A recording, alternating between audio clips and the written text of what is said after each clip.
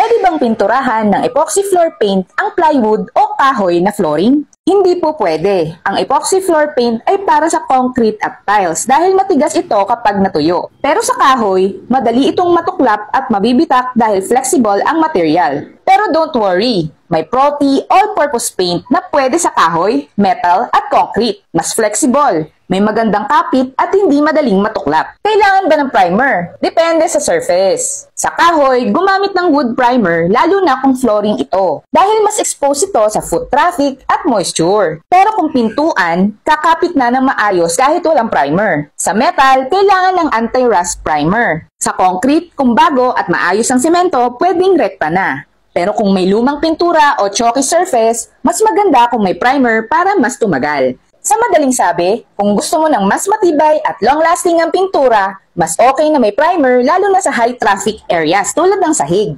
Follow for more home improvement tips. At kung interesado ka sa epoxy paint o all-purpose paint, iniwan ko lang ang link sa basket.